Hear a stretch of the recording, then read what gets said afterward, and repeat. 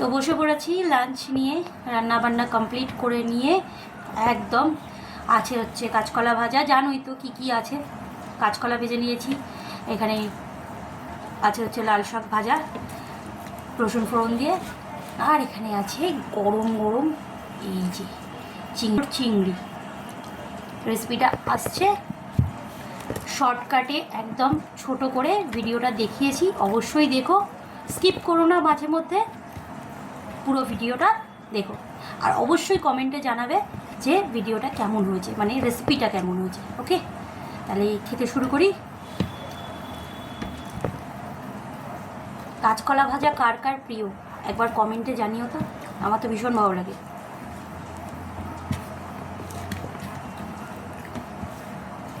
দারুণ লাগে।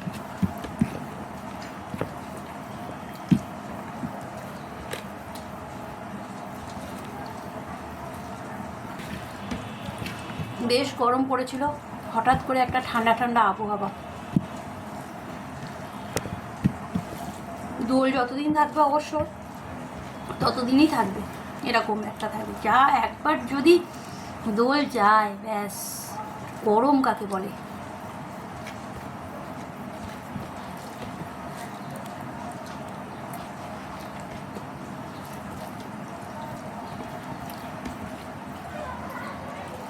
এবার নিয়ে নিচ্ছি শাক, এই যে।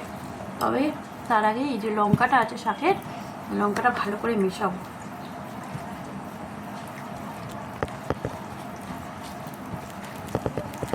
শাক বলো চচ্চড়ি বলো, এর যে লঙ্কাটা, এটা আলাদা টেস্ট হয় আমার কাছে।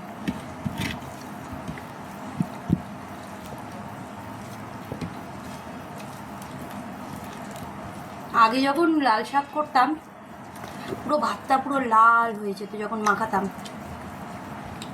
আর এখন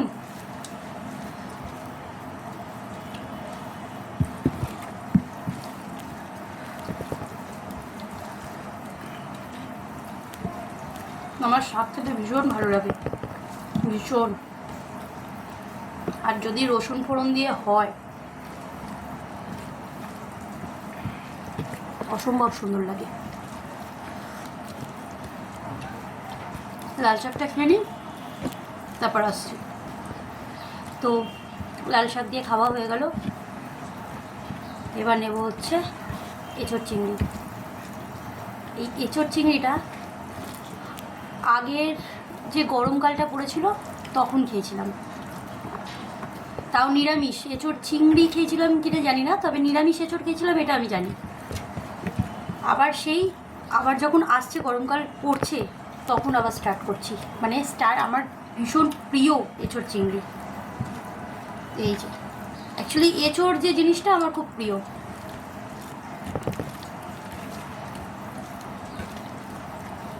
এই যে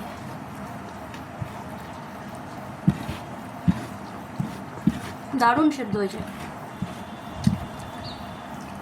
আসলে সেদ্ধ করার সময় নুন, একটু হলুদ, একটু সর্ষের তেল দিয়ে সেদ্ধটা করেছিলাম।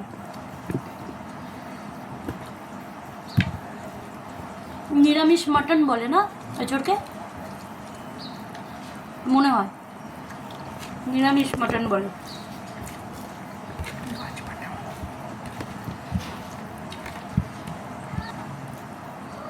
গাছ পাঠা।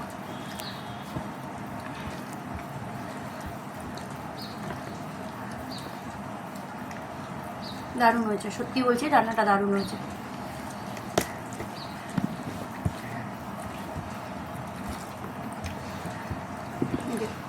চিংড়ি মাছ,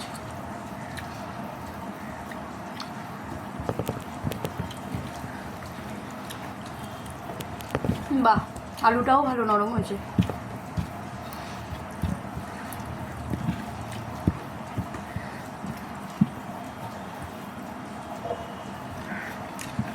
আগে মনে আছে যে এরকম যখন রান্নাবান্না হতো না,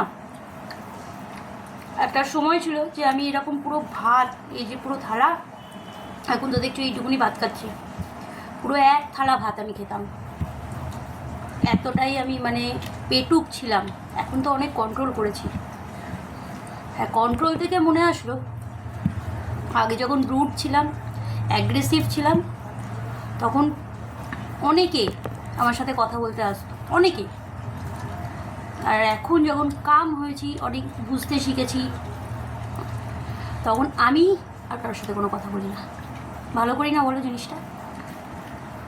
দরকার নেই অত কারোর সাথে সম্পর্ক রাখার।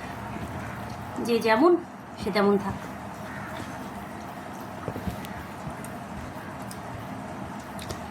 আমি আমার নিজেরটা বুঝি, আর কতদিন লোকেরটা বুঝবো?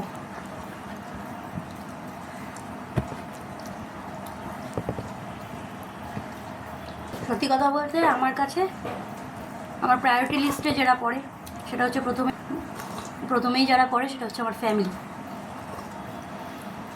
ফ্যামিলির জন্য জীবনও হাজির। আর ফ্যামিলির মধ্যে শুধু মা বাবা নয়, মা বাবা, দিদি, জামাইবু, বিশেষ করে রানা আসার পর আমি একটা আমার নতুন জীবন খুঁজে পেয়েছি। জীবন তো লাশ হয়ে পড়েছিলাম। এখনও কোনো জায়গায় যদি যায় না, রানা আর আমি, দিদি, আমরা সবাই মিলে একসাথে যাই তো, ও আমাকে বলে আমি ওর দিদি হই, আর ওর মাকে ওর মা বলে ডাকে। দিদির কিন্তু খুব রাগ হয়, কিন্তু কিছু করার নেই। ও আমাকে, যেহেতু দিদি আমাকে বোন বলে ডাকে, আমি হচ্ছি ওর বোন। মানে ও আমাকে বলে, ইভেন ও কার কাছে যেন, হ্যাঁ, ওর বন্ধু বান্ধবদেরকেও বলেছে, এই দেখ আজকে আমার বোন এসছে। একবার গেছিলাম ওদের স্কুলে, ওই দেখ আমার বোন এসছে। মাসি বলে না, মাসি বলে না, একদম মাসি বলে না। আমার দিদি কিন্তু ওকে অনেক শেখায়। দিদি, জামাইবু, যে মিমি বলবে, মাসিমণি বলবে। ওর তো ওকে আমি মাসিমণি বলবো, ওকে আমি মিমি বলবো? ও তো আমার বোন হয়। তারপর হচ্ছে, আর আমাকে মানে কেউ যদি মানে ওর সাথে আমার মানে কথোপকথন শোনো, তাহলে ভাববে হয়তো যে বাবা কোনো ম্যানার্স শেখায়নি, কোনো কিছু এই শেখায়নি, হ্যানা ত্যানা, কারণ ও আমাকে তুই তাকারি করে। এবার তুই তাকারিটাকে ও মানে কি করে হবে? দিদি তো আমাকে তুই তাকারি বলে, বাবা আমাকে তুই করে কথা বলে, মা আমার সাথে তুই করে কথা বলে, বাপ্পাদা আমার সাথে তুই করে কথা বলে। সেখানে ও ভাবছে যে এরা যখন পূজার সাথে তুই করে কথা বলে, তাহলে আমি কেন তুমি করে কথা বলবো? ও তো আমার বোন হয়। ভাবা যায়? ও কিছুতেই আমাকে তুমি বলে না, বাদ বাকি সবাইকে, ইভেন বাইরের কোনো মানে কারোর সাথে দেখা হলে আপনি আগে করে কথা বলে, শুধু আমি ছাড়া।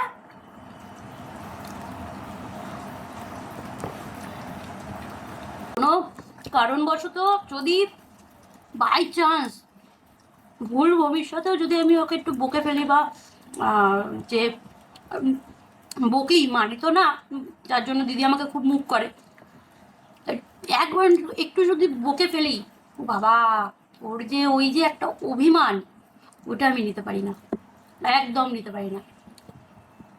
হয়তো বড় হলে চেঞ্জ হয়ে যাবে, কিন্তু এই মুহূর্তগুলো তো আর ভোলা সম্ভব নয়। নিজস্ব একটা লাইফ আছে ওর, আস্তে আস্তে যত বড় হবে একটু দূরত্ব হবে, অনেক কিছুই জানি, সেগুলো তো মেনে নিতেই হবে না। এখন স্বাভাবিক, সারা জীবন তো আর পূজা পূজা পূজা পূজা করবে না, নিজস্ব লাইফ আছে। এখন যত ছোট আছে, আমি সেই ছোটোবেলা থেকে ওর পেছনে লাগি, সেই ছোট্টবেলা থেকে। আসলে সেরকম কাউকে তো মানে পাইনি আমরা। যখন হয়েছিল তখন আমি নিজে, মানে ও মাতৃভবনে হয়েছিল, তো ওকে সি গ্রিন কালারের একটা টাওয়েলে ওকে এরকম জড়িয়ে এসেছি, ওর চোখটা বন্ধ করে, কি সুন্দরভাবে এসেছে আমার কাছে। আমার কোলেই ছিল, আমি দিতাম না দিদিকে একদম, শুধু খাওয়ানোর সময় ও নিত। আর এখন সেই ছেলে, বাবা,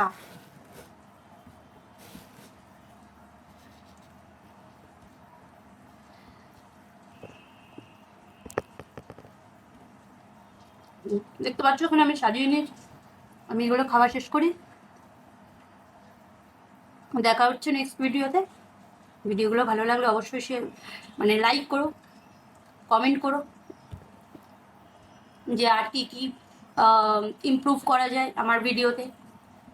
আমি চেষ্টা করবো সেগুলোকে ইমপ্রুভ করার। তো টাটা।